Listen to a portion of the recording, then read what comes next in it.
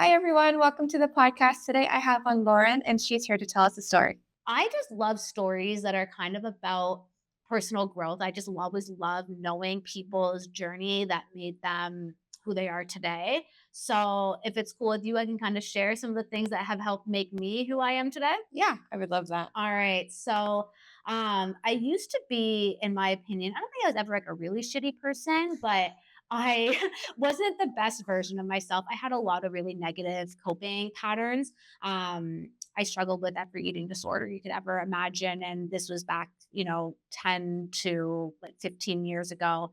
And eventually, just the way that I was self harming with these, eating disorders, just stress, everything, burnout. I ended up having some pretty serious health issues. I had breast cancer. It was just before my 27th birthday. So I always Oh, just say I was 27, but I was technically 26. And yeah, that just was a really big wake up call to change my life.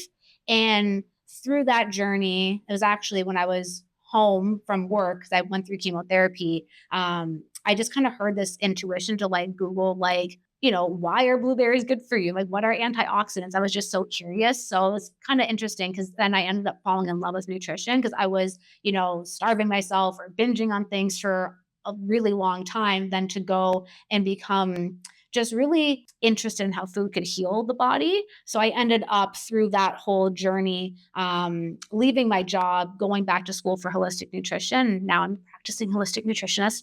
Um, but yeah, so that journey, when you go into holistic nutrition school, it's holistic nutrition. So food is just one part of living holistic lifestyle. So it was in one of my courses at school that kind of talked about how like no chronic illness is ever just like physical. There's always like an emotional or energetic or spiritual component to it. So that's kind of what opened my eyes to like the next level of healing.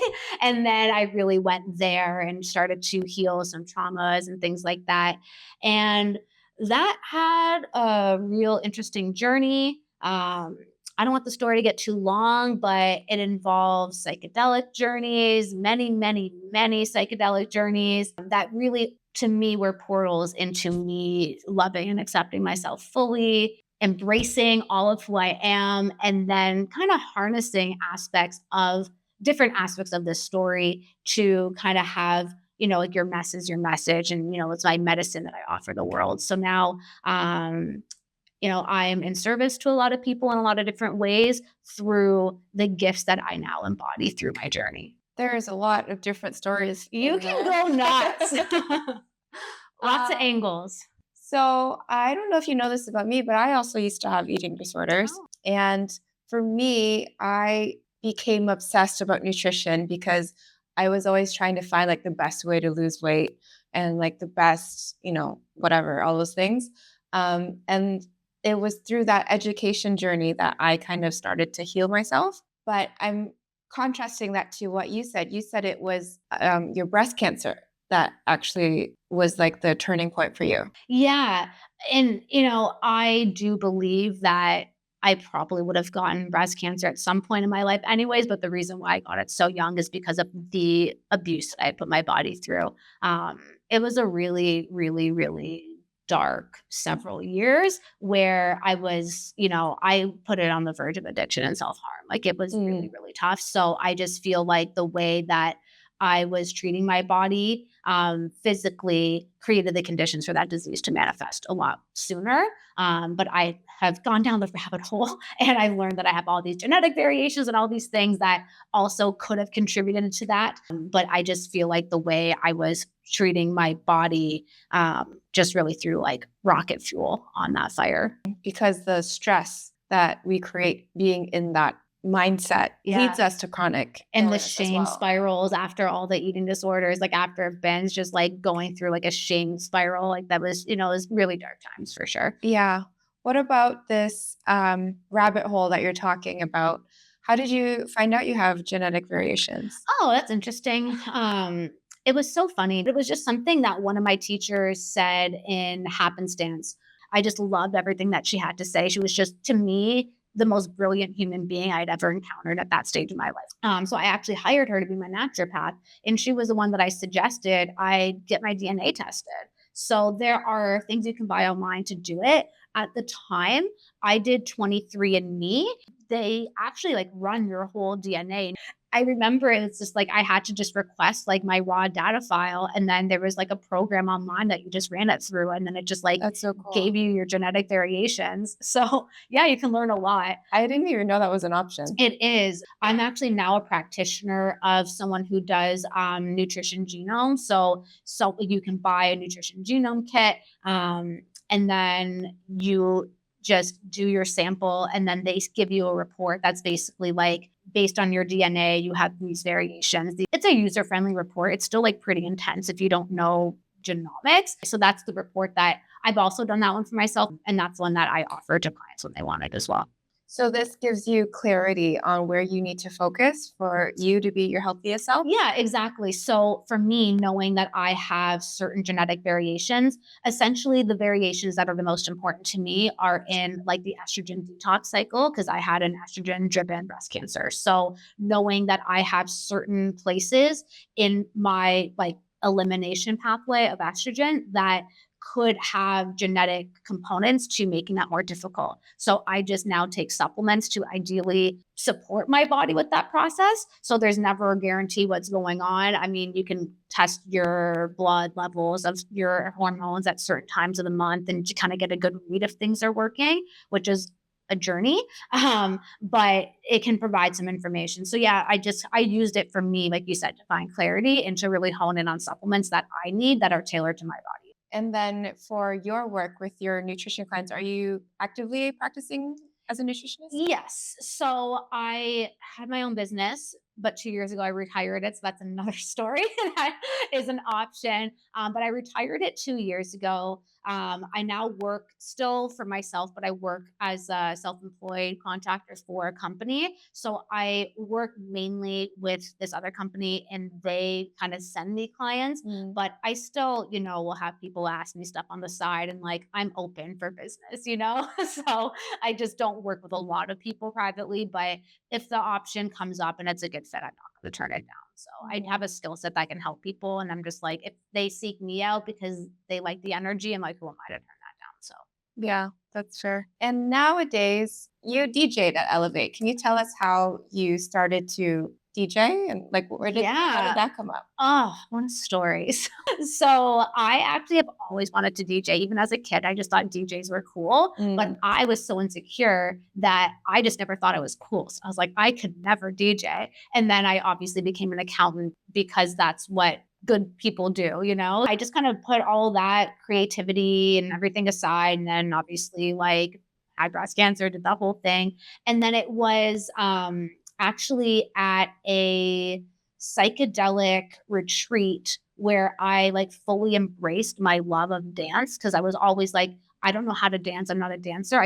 You don't need, no one needs to know how to dance. You just do it. Like there's no right Yeah. or wrong way. Yeah. So I just really embraced that. And I was like very high on psychedelics. And it was just this very liberating experience. And then, yeah, I've honestly never been the same since.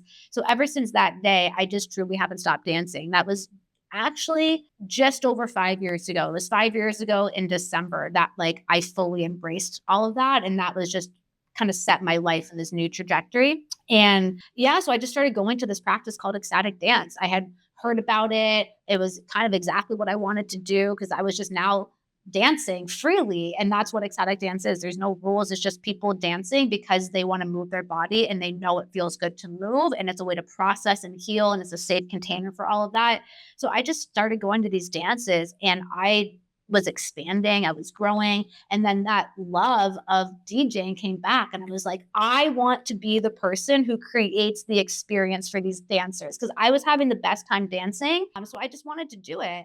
And then, 3 years later, I finally did it because that was another like journey of being like, okay, like overcoming all the reasons why I can't or I shouldn't. And Yeah. then I just did it. And it was actually really cool. So last year, it was last summer. So not the summer we just had, the summer before. I bought a course online to learn how to DJ. And it was hard for me. I get overwhelmed learning new technology. Like technology stresses me out. So I was like playing with the equipment and I just kept pushing the wrong buttons at the wrong time. And I was just like, finally thought I figured it out, but then I would turn the volume down on the wrong song and I was just silent. So I got really stressed out, but I'm like, I'm going to figure this out. And then I just energetically, like I had this vision of me DJing for the first time on my birthday. So this was like maybe November at this point, and my birthday's in March. So I'm like, I have like 4 months to figure this out. I'm like, I can do that. So yeah, I just like committed and then I figured it out. And then I DJ'd for the first time last year on my birthday. I love that. So you dropped something. Your first life was as an accountant? Really? Yeah. That's awesome. I worked for PricewaterhouseCoopers. And what is the ecstatic dance thing for people that don't know what that is? Yeah. Okay. That's a great question. So, ecstatic dance truly is just dancing. It's really just dancing. Because I've had people say, I can't ecstatic dance. And I'm like, for example, at the Elevate Festival, I'm like, I saw you ecstatic dancing. Like you were dancing to my set. It's really, I would phrase it as just dancing with intention. And it's a sober practice. So you get people together who just want to dance and not be under any sort of like substance. Because really the essence of ecstatic dance, it's a practice to connect to yourself. So if you're drinking alcohol or if you're on drugs, it's those are often tools to kind of like escape into, disconnect from your body. Mhm. But I mean, I love my DJ name is Psychedelic Babe. Like I'm a fan of drugs and medicine. So I'm not against these things. And I think, like I said, like the best time I ever had in my life was when I was dancing on ayahuasca and I like accepted myself fully. So like you can have a great time dancing on medicines and truly connect to yourself. But just the consciousness of ecstatic dance is that it's really this sacred container for your expansion. And it's truly a solo practice. You're dancing in a room with other people, but it's really just about you and your energy. But there are opportunities to be playful and dance with other people. But it's a consent container. So, like, if like you were dancing and I was like, oh my God, I want to dance with Tina. She looks like she's having so much fun. I would never just like go up and just like start dancing with you or touch you. Like it's very much like you get consent because you could be processing something. You could be healing like an ancestral wound for all I know. So it's really just, I feel like I'm explaining it very badly, but it's really just dancing with intention to grow and expand. And the word somatic practice is kind of being thrown around. Ecstatic dance is a somatic practice because you're moving and it's really just about allowing energy. Because when you move and you're hearing music and you're moving to it, you move energy in your body. So oftentimes energy will want to like make a sound or do something weird and you just let your body do it. And when you just let your body do what your body wants to do in those moments, it catalyzes reactions, it causes releases, it creates moments for divine downloads to drop in. So for me, like I cannot sit and meditate. It's just not me. I connect to spirit, God, the divine, whatever, however you want to define it, through movement. So it's when I go for a walk and I'll put on good music or I'm dancing, I have to be moving to have that practice. So this is really a spiritual practice for you to connect to best and worst parts of yourself. You can meet all of you in this practice, but it's not really intimidating. Because at the end of the day, it's fun because you're dancing. So like there might be people who are like screaming and crying one song, but then the next song, they're like twirling like a fairy. You just allow yourself to be whoever you want to be in the moment. And it's just so freeing because you give yourself permission to actually just be yourself. And I wanted to add, I think one thing you kind of implied, but you didn't say it, like it is a safe space for you to fully do whatever you want, however you want to express yourself. So, I mean, like I always have Kleenex there in case people need to cry. I always tell you, like, you can, like, one song might make me feel like I want to just like twerk my ass off and just like be wild. But that same song might make you want to like sit and like hold your heart and connect to your inner child. It's just the music will connect with you and your energy however it needs to. And it's just a safe space to do exactly that. I always tell people, like, you can't talk on the dance floor, but you can make sounds. Like you can howl at the moon, you can clap, you can cheer, you can cry. Like it's just a safe space to let all that out. And it's just a really, really beautiful container. But again, like that doesn't happen all the time. It's a safe space to do that. It's mostly just like people dancing and having a blast. So when you had that day or that experience of fully accepting yourself and just dancing full out, how would one get there? I mean, How does one do that? Because for me, like one of my things is like I still feel embarrassment. And I know that like on the other side of the embarrassment yeah. and the cringe is like where like your true self lies, right? Yes. Like allow the embarrassment and just like dive deeply into that. But I so judgmental of myself. So like how does one Oh, I love let that. that Thanks for go? sharing. I mean, I would just say come to Ecstatic Dance. Like what and I can share the story of how I got into it because there before I had that moment and accepted myself, I was terrified to go to Ecstatic Dance. Like there was 5 years of me attempting to go to ecstatic dances before I like loved them and embraced them. So I get that it's a journey and I get that it's can be very intimidating. And I'm someone who also was so embarrassed to dance because people made fun of the way I danced when I was a kid. So I was just like, I'm a bad dancer. Like I internalized that. And I was so afraid to like show just to have fun and let loose. I was so critical of myself. I would watch people on the dance floor and try to see what they were doing. I'd be like, okay, well, Mm-hmm. that's a socially acceptable way to dance because she looks like she's having fun. So I was just trying to mimic what that woman was doing on the dance floor. They always kind of say, like, it's just like a saying, that like the thing that you are like the most scared of or the thing that like you're the most insecure of is actually going to be like your greatest gift. And I've always heard that and it became so true for me when like I was so terrified to dance. Like back in the day, I used to go to bars and I wouldn't dance until I was real drunk. But I would also spend the first part of that night drinking and then watching people because again, I would try to mimic their movements. Like I was so insecure about dancing. And truly, it's just when you do it, you just break through, but I get that it can feel really intimidating to step into that container. So that's why I like that you made it abundantly clear that it's a safe space. Mm-hmm. But yeah, like it's dark in there, like, and no one's watching you, like no one's sitting there and being like staring at you. But I always invite in that like be weird. Like I intentionally put songs in there because I want people to get a little weird because it just encourages that release and it encourages you. Because even if like you're looking around and you're like, wow, you see all these other people doing weird stuff, it just gives you permission to also be a little bit weird. It does, And yeah. that's like where the magic of being in a group, even though it's a solo practice and like you're dancing by yourself and no one's like staring at you, there's a collective energy because you can hear someone having a good time. They'll be making noise and like there'll be people who will just like, howl. And that gives someone else permission to be like, okay, well, maybe I will like drop it low. I was too afraid to do that, but like that was my thing. I was always too afraid to twerk because I was like, I don't know how to do it properly. But one day I just did it and it was okay, and it was totally fine. And it's fine, like I still know how to do it properly. I've taken a couple lessons. I'm still not very good, but I just don't judge it anymore.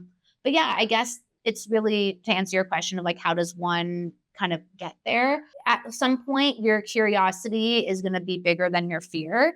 And when that happens, you'll just go to the practice. There's always like an intelligence inside of us that's guiding us. And when we listen to that, we're never really steered wrong. Like even when I met you at Tales of the Town at Elevate, I didn't know what that was. I was actually gonna go home because I like to go to bed early and it was dark out. I was like, I'm gonna leave. But then one of our mutual friends was like, oh, I'm gonna stay for that because my friend Tina's doing it. So I was like, oh, well, this Tina person must be cool. I'm going to do that. And then when I found out what it was, like I had a moment where I'm like, am I going to share? Because to me, sharing a story in that setting in front of total strangers put me on a growth edge. But I had that quick check in with myself and I'm like, well, does this feel like a safe space? Do I like doing things that challenge me to grow?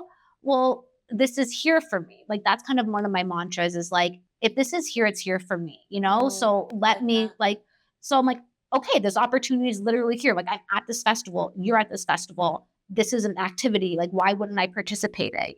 So I don't know. I just think that when we have practices to help us connect to that guidance and then we listen to it, you're going to be led to the things that support you, whether that's ecstatic dance or other things, because there's lots of ways that we can overcome our insecurities. It doesn't always have to be like facing them head on and going to a dance practice, but there's just lots of ways. But I always encourage everyone to kind of lean into what's hard.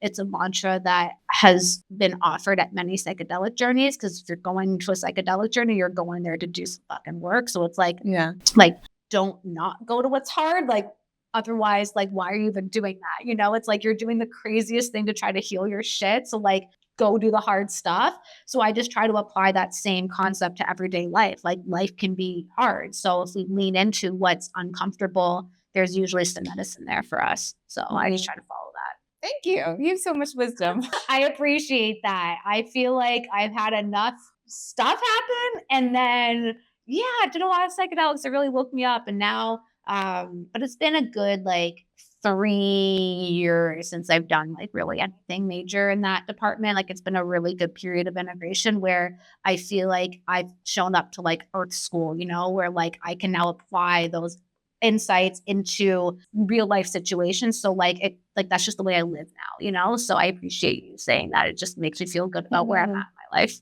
Are you working like, what is the next stage of your life? What do you want it to look like? Great question. So, a big part of my healing was really understanding how out of relationship I was with the divine feminine. Like, I was really caught up in my masculine energy, and just so disconnected from my body and my feminine. So, it's been a journey of kind of coming home to that side of myself.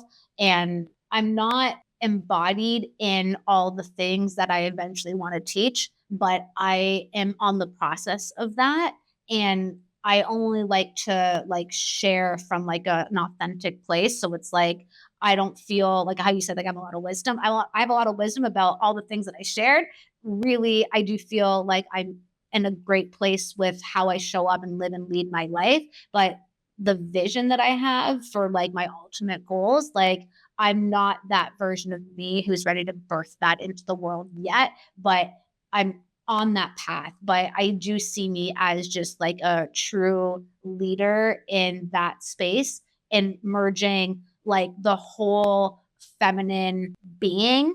So again, with my medical history, I've had some things like an ovary removal. So I've kind of gone into like perimenopause early. So just kind of knowing what happens to women's bodies as they age. And a lot of that has happened to me early, and how to partner with your body at all stages of life from a physical standpoint with nutrition and fitness, because the way you want to nourish and work out changes as your body ages, or I didn't say should, but it's the invitation is to change as you age, because your body has different needs at different stages. So you want to support those different needs in different stages. So I want to do something that combines the physical with also just like the mental, emotional, and spiritual. And I've taken a real interest in Tantra over the last few years and just kind of merging that with Tantra, psychedelics, physical, holistic nutrition, just to kind of support like what I call, I don't want to say the name yet because I don't want it out there in that way, but I have the name for what this program and this vision is called. So Mhm. yeah, so that's the ultimate goal. There's no timeline on that manifesting, but I'm taking steps to become more of her now. I actually just signed up for this really cool course that starts in February. It's just like a 2-month program, but I haven't invested in a course for myself to support my growth and evolution in a while. And 2026 feels like the year where I take steps to invest in the future that I know I want to build. So yeah, I just invested in this course that starts in a couple weeks. I'm so excited. It's like a divine feminine embodiment program. So I'm looking forward to it. So I'm hearing that you want to, like, the ultimate goal is to design a program and help other women live their best life, Essentially, yeah. taking care of their bodies with their hormones and the nutrition, all of that. All of that, yeah, and I forgot to say that, like, there'll be, like, retreats involved in this Mm. program, and, like, obviously, there'll be music, and there'll be dancing, I will be DJing, and I just really want it to be like a full support system, so, like, the holistic nutrition, the physical, but, like, really blending in, like, the somatic work and just the healing of all levels across all timelines and all of that, and Mm. yeah, and just really bringing all that into you now, because the present moment, we can do anything right now in this moment, Yeah. and just really bringing in like that kind of like psychedelic totality perspective of things and merging that with Tantra. I think that's really exciting. I love that. I hear a lot of like kind of embracing the femininity part too. Mm-hmm.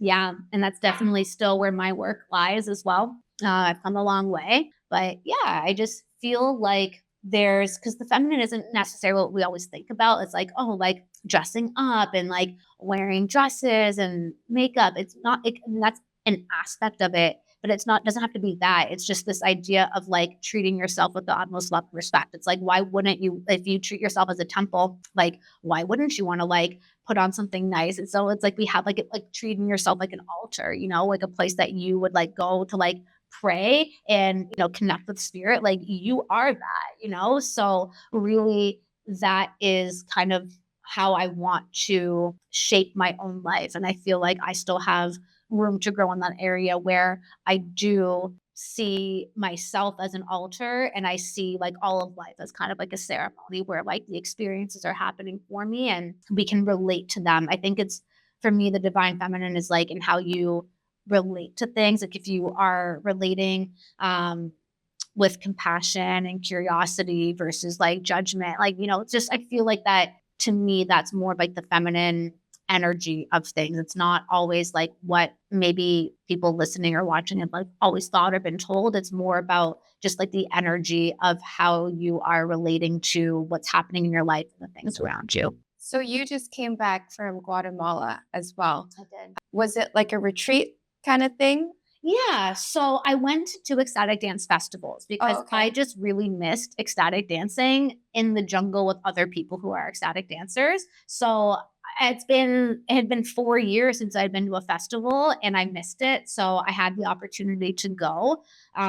So I went, and you know what? That was, like, again, I really try to show up to viewing life as a ceremony. My experiences are the medicine. And, it was interesting. I had a really great time, but I don't think I need to go to more festivals again. I think it was just I had several moments where I was kind of like, everything that I thought I wanted, like I don't want anymore.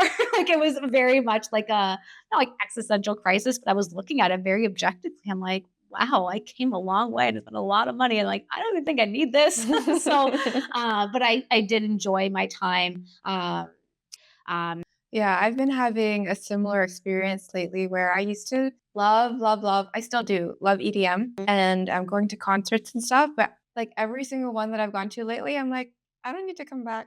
I don't know what it is. Yeah. It's like that. I still love it, but like, I don't know. I don't know. All It's the more different. reason to come to ecstatic dance. I don't mean to I like, know. keep bringing it up, but it's like, I call it a sober rave. It's just literally like people who are most of the people who are coming are like between 30 and 55. And like, they just love music and they want to connect, but it's from 7 to 9:30. Like you get to go home and Yeah, I love that. if you're in bed by 10, it's perfect. So, and Yeah. again, it's just, to me, it's like what I would receive from going to like a concert, like an EDM concert, but with like a more like-minded group of people. So the energy is really beautiful there. Whereas like I probably will still go to it next year just because I want to support daytime events that are music focused in Windsor, Ontario. But I went to like the Pier, and I just like, I don't know, it's a good time, but I prefer to be around like a more sober energy just of where I'm at right now. Like I can still go and enjoy it. I'm happy everyone there is experiencing it the way that they want to experience it. It's just, for me, I just like to do things with a bit more intention. And that's what ecstatic dance offers. But I'm not like hating on any of that, just to make that clear, like I'm all for those events. Yeah. Yeah. Yeah. The last like I think outdoor festival I went to there was one in London called Rock That Park or something. Okay. And Kygo was there. Oh, that's And fun. Kygo was so good. And that was actually only the one of the few shows that I've seen recently that I really, really enjoyed. But the crowd was really, really rowdy. Yeah. And they were very drunk. And it was like, it didn't put a huge damper. But when like people are drunk, they're just like not aware of their surroundings and they're like just bumping into you all the time. Yeah. And you're just like, please stop. I know. And it's just, I don't want to be around that. And I don't know if you stayed over in London, but I'd be like, I have to drive home. Like I would just feel like that would be my feel too. But yeah, one of my favorite artists, he's more like bass than EDM, Saturna, but he's like a really Okay, I don't know popular. that. So he was at one of the festivals and it was so cool to see him live. I had the best time dancing. But yeah, like at that festival, there were definitely people who were on drugs, but they were, I don't know, it was still like to me like intentional drug use, I guess. So Yeah. it still felt like a good place to be, but I still was kind of like, that's the festival that I left at 10 p.m. I'm just like, this is enough. I feel like it's only gonna get a little bit more intense with this Yeah. later. I'm like, I'm gonna peace out at 10 p.m. And actually, you reminded me. So at that Kygo festival, it was a little bit of a, I don't know, a wake up moment for me because I went completely sober. I don't know what it is about like drinking. Like when I drink, I always want to drink more. Mm. And there's always like that voice in my head, like, oh, go get another one.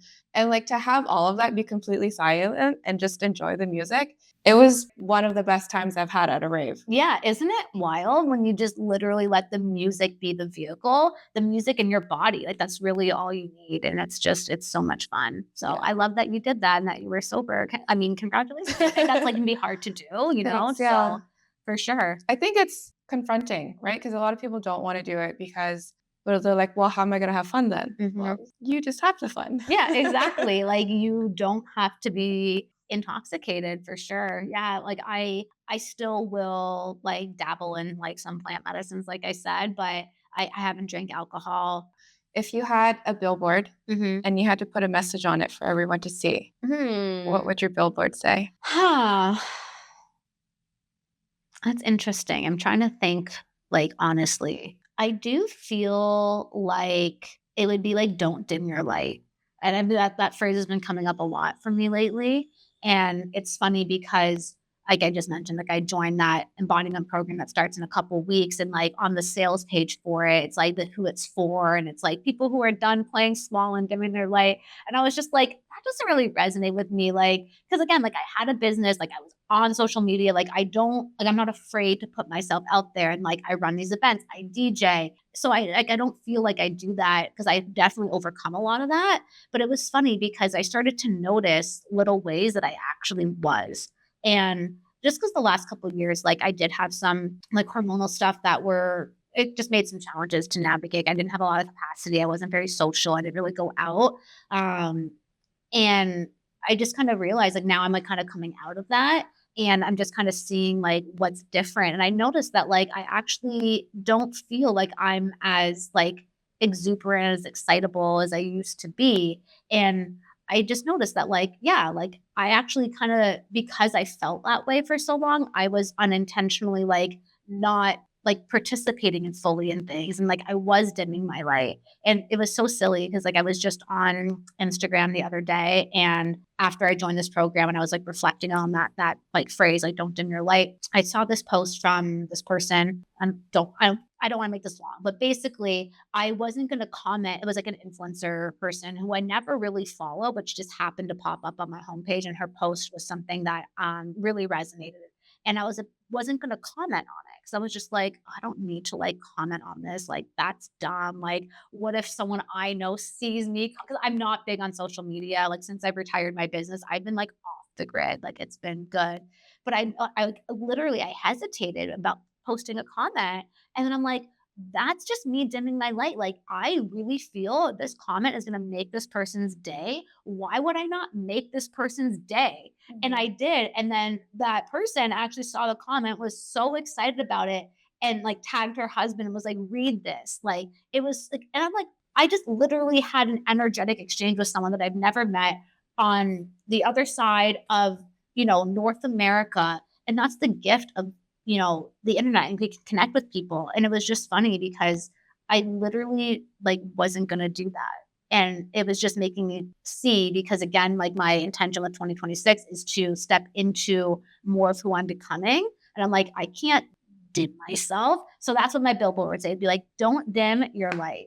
Because even if you don't think you are, you could be a little bit. So Yeah. Yeah. Keep that awareness too. yeah. That's important. So don't dim your light. That's what mine would say. I like that. Thank What you. would yours say? What would mine say? Well, I feel like it always fluctuates based on the conversation I've just had.